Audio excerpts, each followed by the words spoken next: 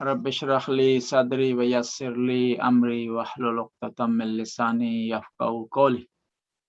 آج ہم علامہ سید شمشاد رضوی صاحب کی خدمت میں حاضر ہوئے ہیں اور ایک موضوع لے کر کہ ان سے گفتگو کریں گے اور اس گفتگو کو آپ تک پہنچانے کی کوشش کریں گے، اور ہماری گفتگو زیادہ تر قابل استفادہ ہوگی علماء کرام کے لیے اور عوام میں سے ان افراد کے لیے کہ جن کا علماء سے رابطہ رہتا ہے اور علماء کے ساتھ ان کی نشست و برخاست رہتی ہے۔ پیغمبر گرامی کی اس حدیث سے آغاز کرتے ہیں، لا تجالسوا مع كل عالم الا عالما يدعوكم من الخمسة الى خمسة۔ پیغمبر گرامی ارشاد فرماتے ہیں کہ ہر عالم دین کے پاس مت بیٹھو، مگر ایسے عالم دین کے پاس بیٹھو جو آپ کو 5 چیزوں سے نکال کر 5 چیزوں کی طرف لے جائے۔ من الشک الی یقین، آپ کے شک کو یقین میں تبدیل کر دے۔ من العداوت الی نصیحہ، دشمنی سے آپ کو دور رکھے اور واعظ و نصیحت کی طرف لے جائے۔ من الکبر الی تواضع، من الکبر الی التواضع، جو آپ کو تکبر غرور سے دور رکھے اور تواضع کی طرف بلائے۔ من الریا الی الاخلاص، ریاکاری سے آپ کو بچائے اور اخلاص کی طرف بلائے۔ من الرغبت الی الزہد، آپ کو لالچ سے دنیا داری سے دور رکھے اور زہد کی طرف، آخرت کی طرف، خدا کے احکام کی طرف بلائے۔ ہم اپنے سوال و جواب کا سلسلے کا آغاز کرتے ہیں۔ ہم اس سے پہلے 2 دفعہ علامہ صاحب کی خدمت میں حاضر ہو چکے ہیں اور مکمل تعارف وہاں پر علامہ صاحب اپنا کروا چکے ہیں۔ پھر بھی ممکن ہے بعض افراد نے پہلے والے جو ہمارے انٹرویوز ہیں ان کو نہ دیکھا ہو، تو ہم مختصراً درخواست کریں گے علامہ سید شمشاد رضوی صاحب سے کہ وہ اپنا تعارف کروائیں۔ بسم اللہ الرحمن الرحیم۔ جناب ڈاکٹر مولانا سید زوار نقوی صاحب کے شکر گزار ہیں جو انہوں نے وقت نکالا ہے کچھ باہمی گفتگو کے لیے۔ بندہ سید شمشاد حسین رضوی، شہر اترولہ، ضلع برلامپور، ہندوستان کا رہنے والا ہے، لیکن اب وہ تو تقریباً 35 سال سے، بلکہ ہندوستان سے نکلے ہوئے 40 سال ہو گئے، تو عمر کے آدھے حصے سے زیادہ ناروے میں وقت گزر رہا ہے۔ تو اب میں ناروے میں ہوں۔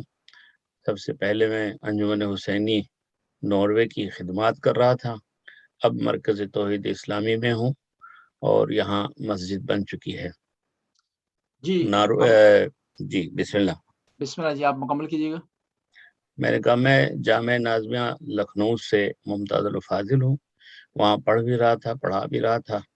گریجویشن لکھنؤ یونیورسٹی سے کیا اور پوسٹ گریجویشن میں تھا کہ انقلاب آ گیا تو میں پھر ایران آ گیا تھا اور وہاں بھی میں نے پڑھنا شروع کیا۔ اس کے بعد وہاں پر رسمی استاد بھی ہو گیا تو پڑھ رہا تھا، پڑھا رہا تھا۔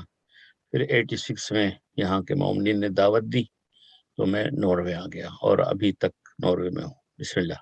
جی، عالم دین مختلف مراحل سے گزرتا ہے، علم دین حاصل کرتا ہے، تبلیغ کے میدان میں اترتا ہے۔ اسی طرح علامہ سید شمشاد رضوی صاحب نے ہندوستان میں تعلیم حاصل کی، قوم کے علم کے بحر اور سمندر سے فیض یاب ہوئے اور تبلیغی میدان میں بھی ایران، اس کے علاوہ ہندوستان کے مختلف شہروں میں آپ نے تبلیغی سرگرمیاں سر انجام دیں، کشمیر تک گئے۔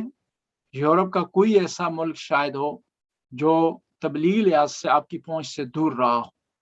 تو ہم اگلے سوال کی طرف جائیں گے کہ ایک عالم دین علمی لحاظ سے اس کے کون کون سے درجات ہوتے ہیں کہ وہ جب علم حاصل کرتا ہے، تاکہ عوام کو پتہ چلے کہ سارے علماء علمی لحاظ سے برابر نہیں ہوتے ہیں۔ کچھ جو ہے ابتدائی تعلیم حاصل کر کے تبلیغی میدان میں، عملی میدان میں وارد ہو جاتے ہیں، کچھ متوسط حاصل کرتے ہیں، کچھ آخر تک علم حاصل کرتے ہیں، کچھ اجتہاد تک جاتے ہیں، کچھ اجتہاد سے بڑھ کر آگے مرضے کی تعلیم حاصل کرتے ہیں اور پھر عوام کے لیے جو ہے وہ فتویٰ کا مرکز بن جاتے ہیں، شرعی احکام کا مرکز بن جاتے ہیں، توضیح المسائل لکھتے ہیں. تو یہ سارے مسائل اگر آپ ترتیب سے بیان فرمائیں تاکہ ہمارے جو مومنین ہیں ان مراحل سے اور علماء کے درجات سے واقف. جزاکم اللہ. سب سے پہلے یہ بات بتاتا چلوں کہ بر صغیر کے جو طلاب ہندو پاکستان یا بنگلہ دیش یا اردو زبان سے تعلق رکھنے والے دنیا کے کسی کونے میں ہیں، ان کی سب سے مشکل ترین چیز یہ ہے کہ اردو میں وہ سارے علوم کو حاصل نہیں کر سکتے. اس لیے پہلے ان کو فارسی سیکھنا ہوتا ہے اور پھر عربی. فارسی میں وہ نحو و صرف، اگرچہ اردو میں اب ترجمہ ہو گیا ہے لیکن ہمارے زمانے میں اس وقت تک ترجمہ میسر نہیں تھا. بہرحال اب جو ہے پہلے انسان نحو و صرف میں کسی حد تک کامیابی حاصل کرے، اتنا کہ کم سے کم اس کو اعراب آ جائے، اس کو جملوں صحیح کرنے کے لیے پڑھنے کی صلاحیت ہو. پھر اس کے بعد سے پھر ادبیات میں کتابوں کو پڑھے، جو جہاں بھی کتاب رائج ہے. مثلا ہندوستان میں جو رائج ہے وہ، جو پاکستان میں رائج ہے وہ پڑھے، یا ایران میں جو رائج ہے وہ پڑھے. یہ اس مدارس پر ڈیپینڈ کرتا ہے کہ صرف و نحو اور ادبیات میں کتنا پڑھتا ہے.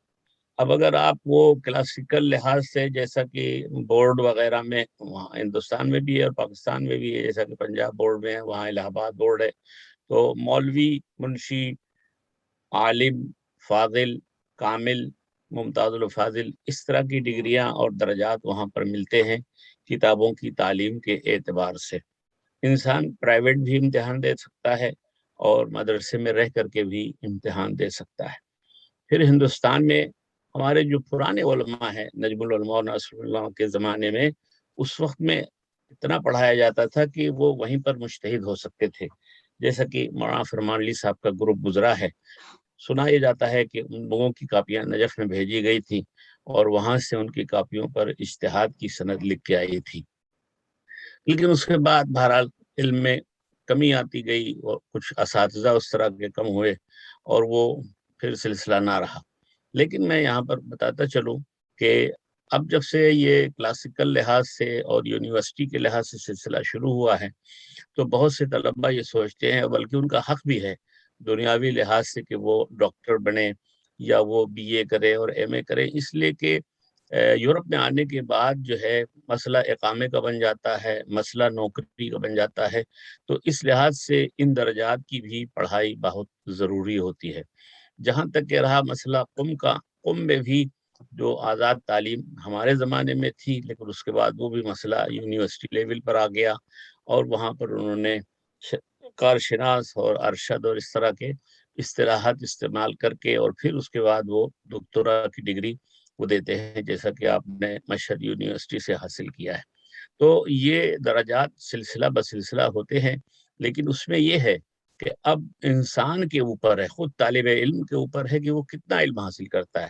اگر صرف اتنا ہو کہ مبلغ بننے کے لیے کہ ایک جگہ پہ اجتماع ہو جائے، تو کم سے کم صرف و نحو، فقہ و منطق اور کچھ نہ کچھ تھوڑی سی تفسیر اور کچھ نہج البلاغہ پڑھ کے آئے، تاکہ قوم کو مثلا پیش نماز رہ کر کے مسائل شریعہ بتا دے، وہاں احکام بتا دے، نکاح پڑھا دے، نماز جنازہ پڑھا دے. یہ وہ قوم کی جو ضروریات ہیں اس لحاظ سے ایک مبلغ کے لیے یہ بہت ضروری ہے. اب اس کے بعد اگر وہ اپنے علم کو اور بجھانا چاہتا ہے، اپنے پیاس کو اور بجھانا چاہتا ہے، تو پھر وہ آگے بڑھے اور اس کے بعد تخصصی مرحلے میں جانے کے بعد پھر وہ تخصص کرے، کسی بھی عنوان میں، فقہ میں چلا جائے، حدیث میں چلا جائے، تفسیر میں چلا جائے، اور پھر اس لحاظ سے اس میں وہ پی ایچ ڈی کرے، ڈاکٹریٹ کرے، اور اسی کے بعد پھر بڑھتے بڑھتے وہ درس خارج میں اس مرحلے پر پہنچ جاتا ہے کہ وہ اجتہاد متجزی مرحلے میں ہوتا ہے. ہمارے یہاں اجتہاد کی بہت سی قسمیں ہیں. متجزی صرف عوام کو سمجھانے کے لیے یا ابتدائی لحاظ سے ہم طلباء کے لیے کہ کم از کم اتنا اس کو آ جائے کہ چھوٹے سے ایک دو مسئلے میں، چند مسئلے میں وہ اجتہاد کر سکے. ورنہ مجتہد مطلق کا مرحلہ تو پھر بہت زیادہ علم چاہتا ہے اور اس کے لیے بڑی محنت کی ضرورت ہوتی ہے. ایسے لوگ جو درس خارج کو پڑھا رہے ہوتے ہیں وہ اس مرحلے میں پہنچتے ہیں، اور پھر اس کے بعد سے آگے بڑھتے بڑھتے بڑھتے جیسا کہ آپ نے فرمایا تو وہ پھر مرجعیت پہ آ سکتے ہیں. جیسا کہ ہمارے بر صغیر کے اس وقت فخر کے لیے بھی کہہ سکتے ہیں اور نام کے لیے بھی کہہ سکتے ہیں آیت العظما جناب حافظ بشیر صاحب، بشیر حسین صاحب. یہ بہرحال اردو زبان کے لوگوں کے لیے فخر کے مقام میں ہے. تو 60 سال سے زیادہ ہو گیا نجف اشرف میں رہتے ہوئے، اور وہ پاکستان واپس نہیں گئے، گرچہ ان کی پیدائش سابقہ ہندوستان میں جو آزادی سے پہلے تھی وہاں کی تھی، پھر لاہور وہ اور ان کے بھائی بس گئے تھے. مختصر عرض کرنے کا مقصد یہ ہے کہ یہ درجہ بدرجہ انسان حاصل کرے. اب یہ طالب علم کی شان ہے کہ وہ اس کو کتنی دلچسپی ہے پڑھائی سے. جتنا اس کو پڑھائی سے دلچسپی ہے ظاہر ہے اس کے درجات بڑھتے جائیں گے. العلم نور یقذفہ اللہ فی قلب ما یشاء. علم ایک نور ہے، اللہ جس کے دل میں ڈال دیتا ہے. تو یہ صورتحال ہے. اب یہ جو تخصصی اور مرجعیت اور درس خارج والا مرحلہ ہے، دیکھیے اس کے لیے بیک میں جو ہے وہی مسئلہ اقتصادیات کا آ جاتا ہے. شروع میں طلبہ اپنے مدرسے کے یا حوزے کے شہریے پر بہرحال کام چلا لیتے ہیں، لیکن جب انسان آگے بڑھتا ہے تو اس کو بیکنگ میں اگر وہ پھر کھانے پینے کی فکر میں رہے گا تو پھر وہ تخصص کی طرف نہیں جائے گا. آیت اللہ علامہ طباطبائی مرحوم بیان کرتے تھے، میں ان کی خدمت میں گیا تھا زیارت کے لیے، کیونکہ تفسیر جب وہ لکھ رہے تھے تو ان کی اہلیہ نے کہہ دیا کہ بھئی تم جانو تمہاری تفسیر جانے، تمہیں گھر سے اور آلو پیاز اور دال چاول سے نہیں مطلب ہے. تو اگر عالم دین کچھ کرنا چاہتا ہے اور واقعی آگے بڑھنا چاہتا ہے تو پھر اس کی بیکنگ مالیات کے لحاظ سے ایسی ہونی چاہیے کہ وہ پھر صرف علم میں لگا رہے، کتابوں میں. جیسے کہ آیت اللہ العظما سید خوئی 17 گھنٹے وہ کتابوں میں اور کتاب خانے میں لگے رہتے تھے.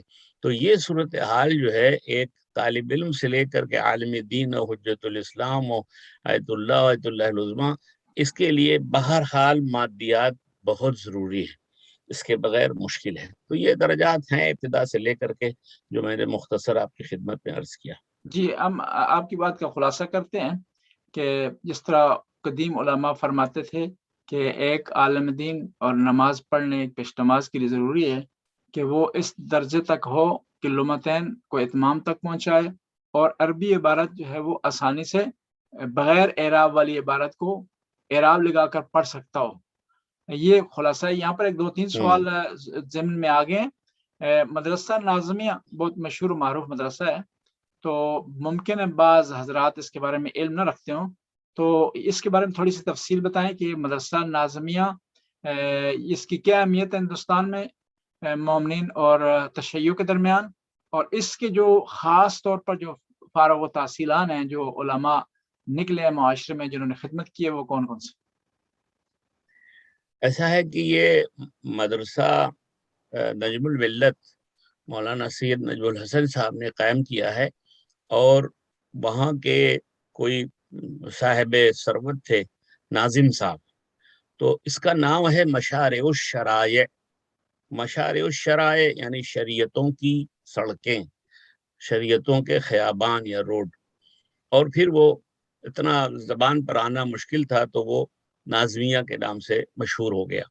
اور نجم الملت صاحب کے شاگردوں میں یہی لوگ تھے. مولانا فروان صاحب تھے، اور ان کے کئی ایک ساتھیوں میں سے جو پرانے ہیں ان کا بہرحال نام مجھے نہیں یاد ہے.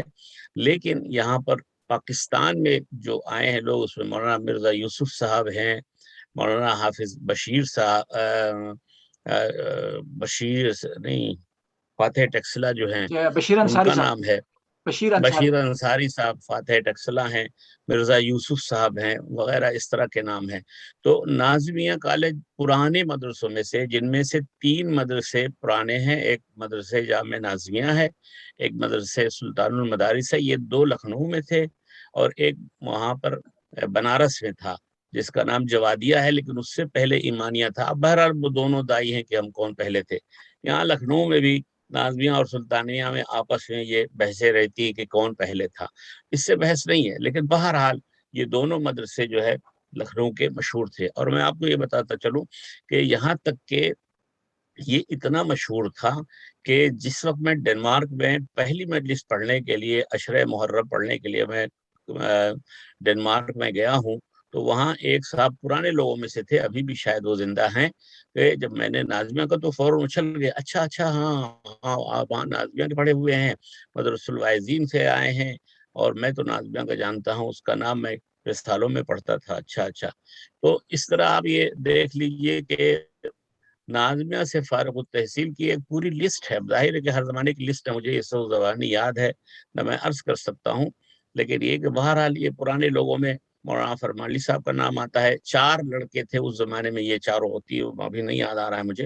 اس کے بعد جب یہ ذیشان صاحب بھی وہیں کے پڑھے ہوئے ہیں, مولانا علی عابد صاحب وہاں کے پڑھے ہوئے ہیں, مولانا شاکر صاحب وہاں کے پڑھے ہوئے ہیں, مولانا مقبول صاحب جو اس وقت رولتن سویڈن میں ہیں وہ بھی نازمیہ کے فارغ التحصیل ہیں. اسی طرح مولانا شہنشاہ صاحب, مولانا محمود احمد صاحب, مولانا غافر صاحب وغیرہ وغیرہ, یہ سب جو ہے ابھی ان میں سے کئی ایک موجود ہیں, کئی ایک دنیا سے جا چکے ہیں. تو اہمیت تھی. اب یہ ہے کہ جب سے مدرسہ جامعۃ المصطفیٰ جو ہے حوض علم قم میں اس کا سلسلہ ہو گیا, تو چونکہ مدرسے جامعۃ المصطفیٰ یونیورسٹی کی طرف سے کچھ سہولتیں ملی ہندوستانی پاکستانی طلبہ کو, تو انہوں نے اپنے اپنے علاقے میں مدرسے قائم کیے. چنانچہ اب تو لکھنؤ میں کئی مدرسے ہو چکے ہیں, اور چھوٹے چھوٹے شہروں میں کئی مدرسے ہو چکے ہیں, چونکہ ان کو سہولت ملی ہے. تو اس طرح مدرسے اب بہت قائم ہو گئے ہیں ہندوستان میں, اور اسی طرح پاکستان میں بھی قائم ہو گئے ہیں, بنگلہ دیش میں مدرسے قائم ہو گئے ہیں, ہر شہر میں ایک ایک دو دو مدرسے ہیں. یہ برکت ہے انقلاب اسلامی کی, اور روح خمینی خدا ان کو شاد و آباد, کروٹ کروٹ جنت, اور ہمیشہ ان کی روح کو جتنا بھی ثواب ملے. یہ جتنے بھی طلاب اور جتنے بھی امامے پوری دنیا میں گھوم رہے ہیں, یہ امام خمینی کی کوششوں کا نتیجہ ہے. اگر یہ انقلاب نہ آتا تو دنیا میں یہ امامے پہچانے نہ جاتے. میرا عقیدہ یہی ہے, اور تقریباً آپ کا بھی اور بہت سے معممین کا, کہ انقلاب نے امامے کی عزت رکھی ہے. تو عرض کرنے کا مقصد یہ ہے کہ جامعہ نازمیہ سے بہت فارغ التحصیل ہیں, اور اب کئی ایک طلباء ہیں جو میرے علم میں ہیں قم میں, وہ اجتہاد کے درجے پہ ہیں اس وقت. وہ آغا شفزہ نثار کا اپنے آپ نے اگر نام سنا ہو, جی تو ان کی شاگردی میں 3 طلباء ہندوستان کے ہیں جو اجتہاد میں ہیں. ایک جامعہ نازمیہ کا ہے, اور ایک سلطان المدارس کے ہیں, 2 اور کہیں کے ہیں شاید جوادیہ یا کہیں کے. بہرحال 3 یا 4 طلباء ان کے بارے میں مجھے معلوم ہے کہ وہ بہرحال اس وقت اجتہاد کے کلاسوں میں جا رہے ہیں. تو یہ صورتحال ہے طلاب جامعہ نازمیہ کی. جو ہے وہ ممکن ہے ہمارے اس گفتگو کو اس کا ملاحظہ کریں علماء اور طلاب. تو آپ کی خدمت میں سوال یہ ہے کہ آپ کی نظر میں ایک کامیاب عالم دین تبلیغی لحاظ سے اس کے اندر کون کون سی کوالٹی ہونی چاہیے تاکہ وہ کامیاب اور کامیابی سے امکنار ہو, دین مبین اسلام کو صحیح معنوں میں مومنین و مومنات تک پہنچا سکے؟ ایک عالم دین میں بہت سی خصوصیات کی ضرورت ہے. پھر وہی درجہ بندی والا مسئلہ آ جائے گا. اگر اس کو صرف مبلغ کی حیثیت تک ایک گاؤں میں ایک دیہات میں پیشنوازی کرنی ہے, تو کم از کم جیسا کہ آپ نے فرمایا کہ لغتین پر اس کی نظر ہو, مسائل فقہیہ کو جانتا ہو, اور اسی طرح بہت ضروری ہے جو ہمارے اور آپ کے اوپر یہاں بیتی ہے کہ غسل میت کا دینے سے ڈرتا نہ ہو, نکاح پڑھانے میں صیغے غلط نہ پڑھتا ہو, پیش نوازی کرتے وقت اس کو یہ پتا ہونا چاہیے کہ بھئی اس کے قراءت میں تو غلطی نہیں ہے, ورنہ بہت سے عوام ان کی تجویز صحیح ہوتی ہے, معلوم پیشنواد غلط پڑھ رہا ہے. نماز عید میں خطبہ پہلے ہے یا بعد میں, نماز جمعہ میں مثلا پہلی رکعت میں قنوت ہے یا دوسری میں ہے یا دونوں میں ہے, تو کب ہے, رکوع سے پہلے یا رکوع کے بعد. یعنی یہ وہ چھوٹی چھوٹی چیزیں ہیں جو ایک عام مبلغ کو جاننا اور سمجھنا بہت ضروری ہے. اب اس کے بعد مسئلہ آ جاتا ہے تصنیف و تالیف یا خطابت کا. دیکھیے خطابت کے لیے مسئلہ یہ ہے, خطیب اعظم مولانا غلام راشد صاحب قبلہ نام سنا ہوگا آپ نے, وہ فرماتے تھے کہ اگر کسی کے پاس 40% علم ہے تو 60% بیان کی صلاحیت ہونی چاہیے. اگر کسی انسان میں بہت علم ہے اور بیچارہ بیان نہ کر سکے, یا اپنے علم کا اظہار زبان و قلم سے نہ کر سکے, تو اس کا کوئی فائدہ ہی نہیں. وہ بس اپنے گرد خود اپنی اصلاح کر رہا ہے, یا 2 4 10 20 100 اپنے جو ارد گرد رکھے ہوئے لوگوں کو مومنین ہیں, بس وہی فائدہ اٹھا رہے ہیں. ورنہ اس کا علم تھا تو 60% بیان ہونا چاہیے, تاکہ وہ علم کو حاصل کرے. اسی طرح مرجع کا مسئلہ آتا ہے کہ جب وہ اس مرحلے پر پہنچ گیا، وہ توزیل مسائل اگر نہیں ہے، یا وہ مسائل متحدثہ میں روزانہ کے مسائل میں وہ اجتہاد نہیں کر سکتا، پھر وہ مجتہد نہیں ہے. تو صورتحال یہی ہے کہ اتنا صلاحیت ہو کہ قوم کی ہدایت کر سکے، مسائل کو بتا سکے.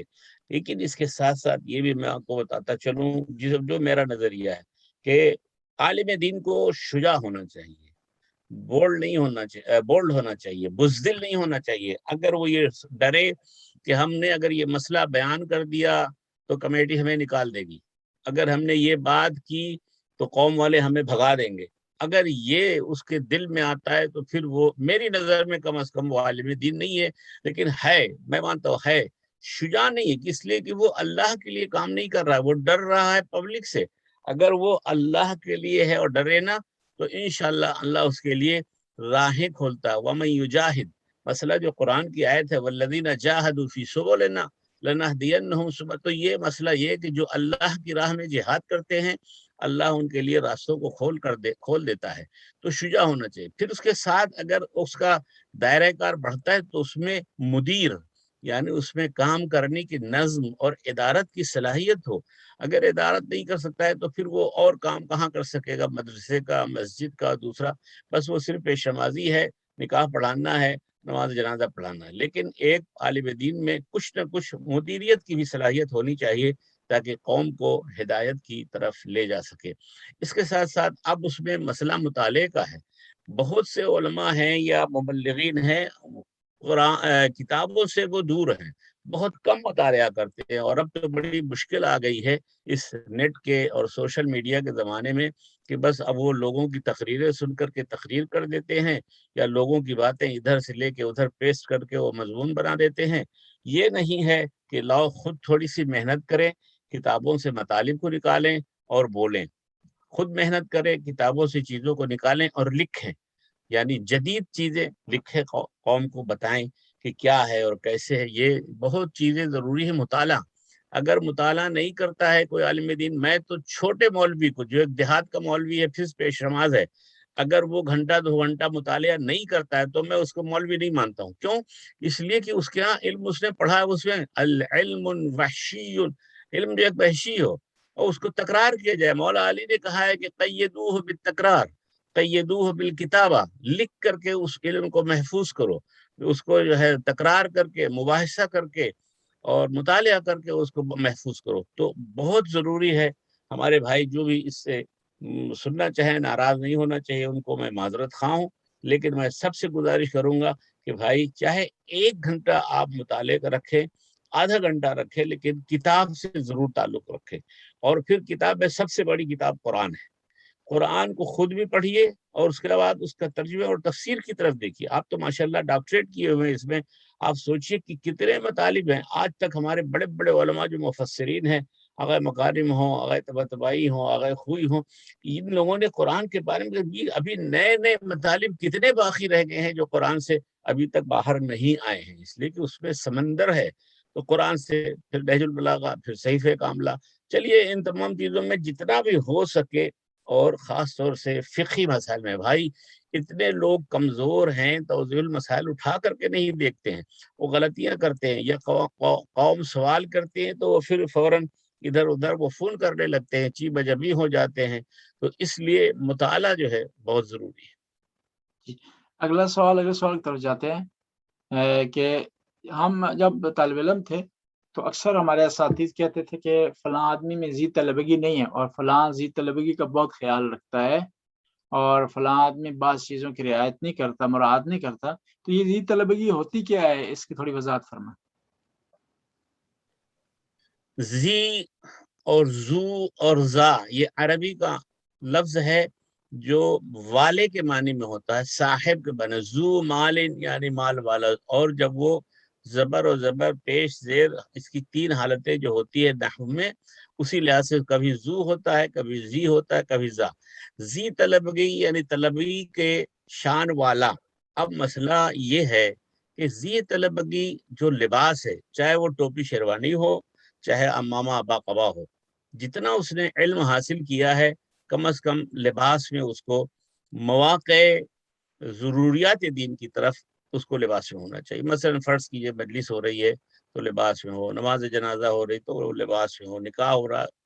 اسی طرح جہاں تک ممکن ہے کہ سفر میں ایسی جگہوں پر جہاں لوگ لباس کو بری نظر سے نہ دیکھیں یا تعجب کی نظر سے نہ دیکھیں، اس وقت بھی آدمی کو لباس میں ہونا چاہیے.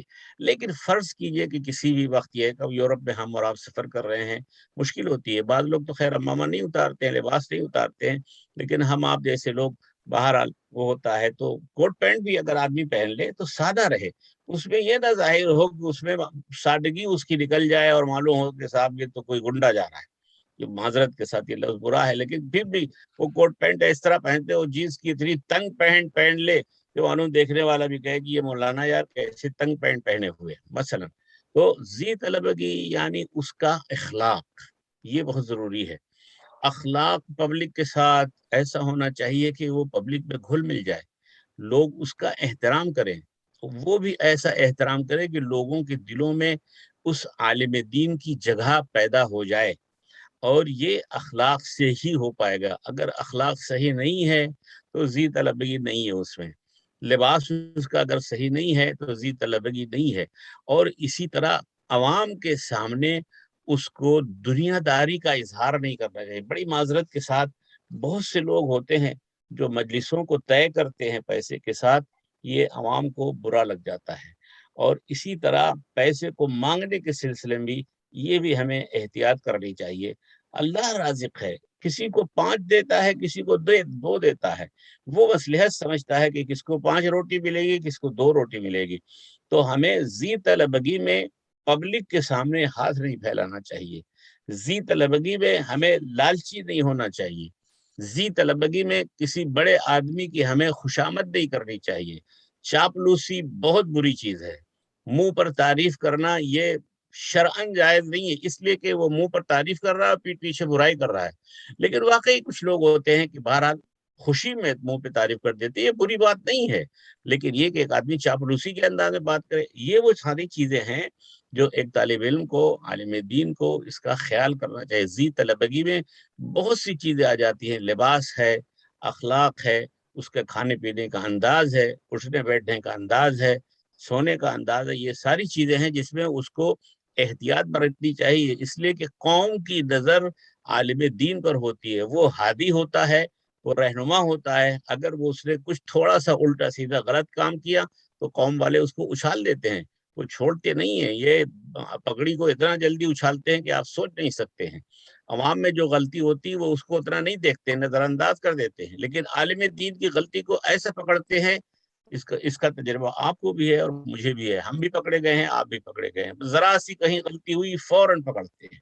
تو ذی طلبگی میں ہمیں بہت خیال رکھنا چاہیے تمام ان چیزوں کا جس میں قوم ہنسی حسارت نہ کر سکے.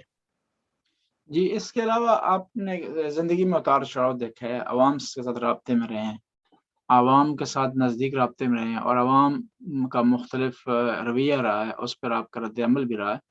تو عوام کا جو ہے جو سخت بعض کا رویہ ہوتا ہے، بعض کا کیوں عوام میں پڑھے لکھے لوگ بھی ہیں، ان پڑھ بھی ہیں، بڑی عمر کے ہیں، جو ہے وہ چھوٹی عمر کے ہیں، اس میں بیمار بھی ہیں، بلڈ پریشر رکھتے ہیں، یا مختلف حالات ہیں ان کے. تو اس میں اگر کوئی عوام میں سے آدمی کوئی سخت رویہ اختیار کرتا ہے، آپ سے سختی سے برتاؤ کرتا ہے، تو آپ کا ری ایکشن کیا ہونا چاہیے؟ دیکھیے، ہم اور آپ انسان ہیں. عالم دین یا طالب علم یا آدمی مجتہد مرجعیت کسی بھی لیول پر پہنچ جائے، کسی درجے پر پہنچ جائے، ہم لوگ جو ہے ایک معمولی سے طالب علم ہیں، انسان ہیں. قوت غریزیہ ہم میں ہے، قوت شہوانیہ ہم میں ہے، قوت غضبیہ ہے. یہ ساری چیزیں، غصہ بھی ہم میں ہے جیسے عوام الناس کے ہے. عوام الناس کو توقع بہت ہوتی ہے عالم دین سے، اور وہ توقع پتہ نہیں کیا کیا ان کے ذہنوں میں ہوتا ہے. ذرا سی بات وہ کہہ دیں تو ان کو آپ کچھ نہ کہیے، اس میں وہ خوش ہو جاتے ہیں. لیکن اگر آپ نے ذرا سا بھی اظہار ناراضگی کر دیا، غصہ کر دیا، تو بس جناب وہ سیخ پا ہو گئے. صورتحال یہ ہوتی ہے کہ عوام کو توقعات بہت ہوتے ہیں جس پر ہمیں اترنا چاہیے. لیکن یہ ناممکن ہے، یہ بالکل ناممکن ہے کہ عوام کے توقعات پر ہم اتر سکیں. یہاں پر 35 سال کے ہمارا تجربہ یہاں کا ہے. اس کے علاوہ تنزانیہ میں بھی رہا ہوں میں 2 مہینے، جنوب ہند، کرناٹک اور بنگلور وغیرہ میں بھی رہا ہوں میں، کشمیر بھی گیا ہوں، یو پی اور بہار کے جگہوں پہ گیا ہوں، اور یہاں یورپ، امریکہ، جاپان سب جگہ جا چکا ہوں۔ عوام، پوری عوام وہی ہے، حضرت موسیٰ والی عوام ہے۔ اور پھر اس میں مسئلہ یہی آ جاتا ہے کہ کتنا ہم جو ہے ہدایت کے لیے تیار ہیں اور کتنا ہم ہادی بن سکتے ہیں۔ اس میں مسئلہ یہ ہے کہ قوم بھی چاہتی ہے کہ مولوی غلطی نہ کرے، ہم غصہ کریں مولوی پر، وہ ہمارے اوپر نہ کرے، ہم مولوی کے خلاف بولیں، وہ اپنا دفاع نہ کرے، یعنی یہ وہ ساری چیزیں ہیں۔ تو کوشش ہمیں کرنی چاہیے۔ بہرحال دیکھیے، ہم لوگ معصوم تو ہیں نہیں، غلطیاں ہو سکتی ہیں اور ہوتی ہیں اور ہوتی رہیں گی، لیکن ہمیں کوشش کرنی چاہیے کہ اگر ہم نے کسی وقت خدا نخواستہ کسی آدمی کی دل شکنی کی ہے، معذرت کر لیں۔ معذرت کرنے میں عیب نہیں ہے، بلکہ یہ احادیث میں آیا ہے کہ معافی مانگو اور معاف کرو۔ معاف کرنے کے لیے العفو جو ہے قرآن میں آیا ہوا ہے، قولوا للناس حسنا، آپ ان سے اچھی طرح سے بات کریں۔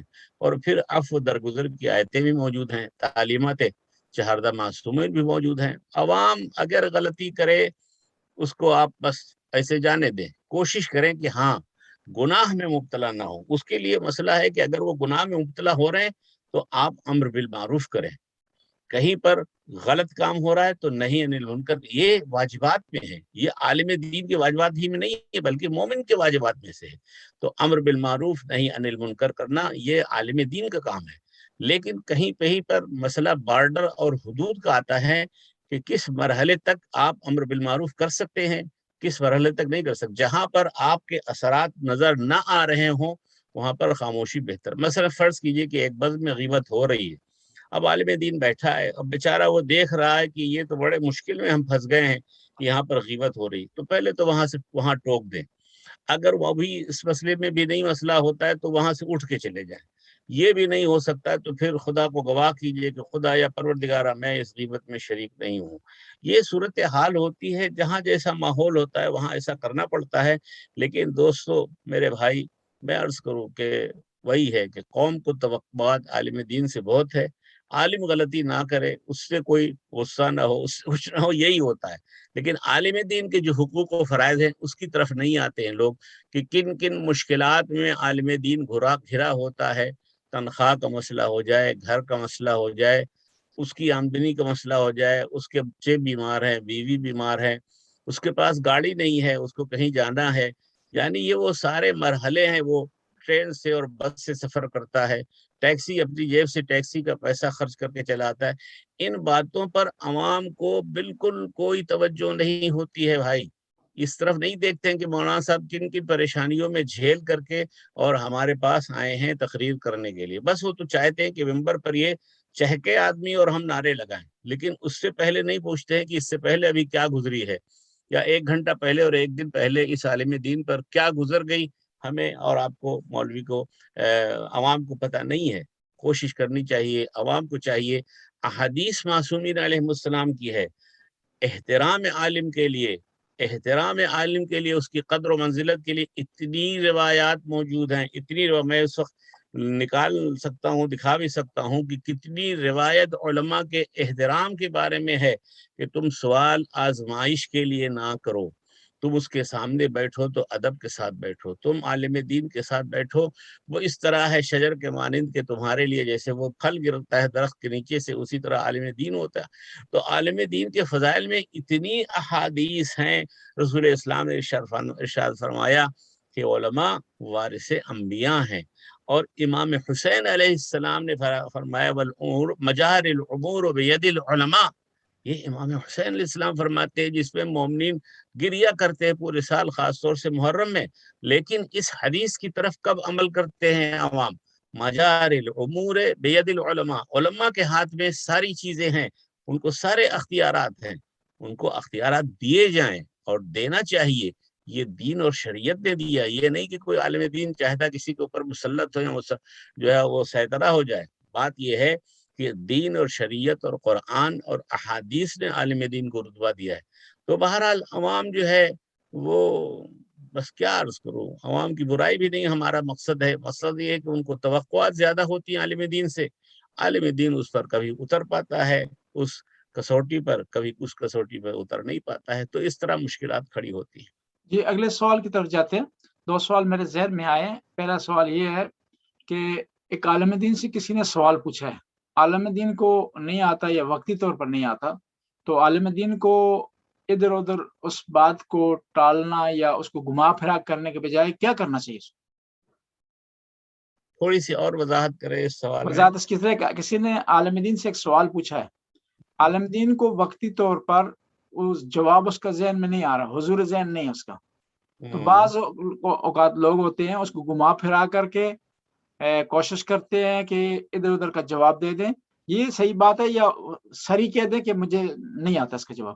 یہ ہم نے احادیث ابھی پرسوں دیکھی ہے لا عالم لا ادری کے بارے میں, کہ بہترین وہ انسان ہے جو اگر مسئلہ نہیں جانتا ہے اور اس نے کہہ دیا لا عالم میں نہیں جانتا ہوں, لا ادری ما ادری میں نہیں سمجھتا ہوں, میں نہیں جانتا ہوں, اس سے بہتر کوئی انسان ہی نہیں ہے.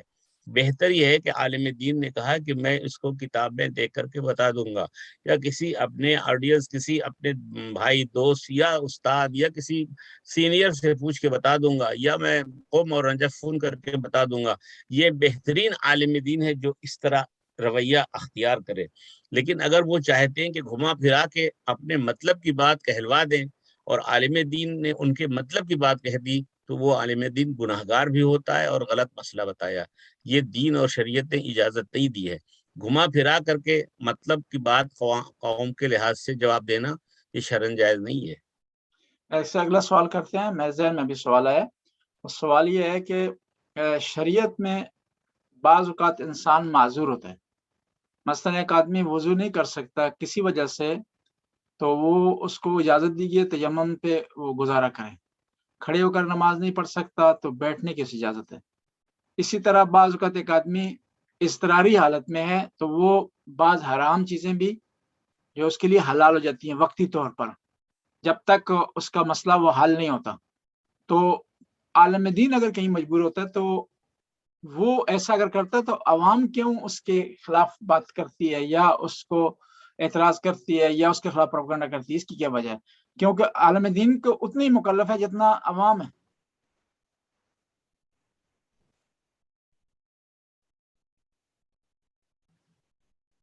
جی ہاں سر. ایسا ہے کہ یہ عوامی سوال ہے اور آپ نے جواب بھی اسی میں دے بھی دیا ہے. سوال میں آپ نے جواب دے دیا ہے, لیکن پھر بھی اس کی وضاحت یہ ہے کہ جس طرح مشکلات عوام کو بھی ہوتی ہے اسی طرح عالم دین کو بھی رہتی ہے. عالم دین کوئی معصوم اور آسمان سے اترا ہوا انسان نہیں ہے, کوئی فرشتہ نہیں ہے, کوئی امام اور نبی اور کوئی وہ ایسی شخصیت نہیں ہے جو بالکل امتیازی رکھتا ہے. بالکل وہی عوام میں قوم میں سے ایک آدمی ہے, مدرسے میں جا کر کے اس نے علم حاصل کیا ہے, اس کے سر پر ٹوپی آ گئی ہے, امامہ آ گیا ہے, تو وہ تھوڑا سا بدل گیا, ورنہ وہی ہے کل بغیر علم حاصل کیے ہوئے اسی قوم کا آدمی تھا. تو عوام کو عالم دین کی مشکلات کو سمجھنا چاہیے, اس کو حل بھی کرنا چاہیے, عالم دین کی مدد بھی کرنا چاہیے, اس میں ثواب بھی زیادہ ہے, اور اسی کے ساتھ ساتھ عالم دین کا احترام کرنا چاہیے. اللہ اور اللہ کے رسول اور چہاردہ معصومین کے نزدیک اس انسان کو ثواب ملے گا جس نے عالم دین کی مدد کی ہے. اس بارے میں بڑی روایات موجود ہے ائمہ طاہرین علیہ السلام کی. ابھی ہم نے پرسوں ہی رات میں یہ پوری باب جو ہے 2-3 جلدیں ہیں عقائد اسلام میں جناب شہری نے جو مرتب کیا حدیث کو, اس میں ہم نے دیکھا ہے. اسی کے ساتھ اور دوسری کتابوں میں دیکھا ہے. مسئلہ یہ ہے کہ توقع عوام کو بہت ہوتی ہے کہ عالم دین سے غلطی نہ ہونے پائے. جس طرح ایک آپ نے مریض کی مثال دی ہے, ایک آدمی بیمار ہو تو وہ کھڑے ہو کے نہیں پڑھ سکتا, بیٹھ کے پڑھے, اسی طرح عالم دین کے ساتھ بھی وہی بات ہونی چاہیے. یہ مثال ہے. تو اگر عالم دین کو کوئی مشکل ہو گئی ہے تو عوام کو چاہیے کہ اس کا ساتھ دے, نہ یہ کہ اس کو گھمائے پھرائے اور اس کو جو ہے الٹی سیدھی بات کرے یا اس کے خلاف پروپیگنڈا کرے یا مثلاً اس کو دھوکے میں ڈالے رہے. تو یہ دین اور شریعت نے اجازت نہیں دی ہے کہ عالم دین کو دھوکے میں رکھا جائے. جی اگلا سوال, 2 سوال صرف رہ گئے. سوال یہ ہے کہ ایک عالم دین کو کسی آدمی نے تنگ کیا عوام میں سے, اب وہ عالم دین اس کے خلاف اشارتاً کنایتاً اسٹیج استعمال کر رہا ہے، ممبر، تو یہ ایسا کرنا صحیح ہے صحیح نہیں؟ پہلے تو کوشش کرنی چاہیے کہ ایک آدمی نے غلطی کی ہے اور ممبر یا اسٹیج پر عالم دین آتا ہے تو وہ سب کے لیے آتا ہے. جس ایک آدمی نے پریشان کیا ہے اس ایک آدمی کی اصلاح کرنی چاہیے تنہائی میں. اس سے کہا جائے کہ بھائی ایسا نہیں ہے، نہیں تو دو چار آدمیوں کو بلا کے اس کے سامنے کہے کہ بھائی یہ ایسا نہیں ہے اور ایسا آپ نے کہا اور ایسا آپ نے تنگ کیا، یہ غلط ہے. لیکن جب مرحلہ آخر میں آئے تو پھر قوم کو بتائے کہ بھائی ہم جو ہے اس طرح مشکلات میں گھرے ہوئے ہیں اور آدمی پریشان کر رہا ہے، آپ لوگ ہمارا ساتھ دیجیے.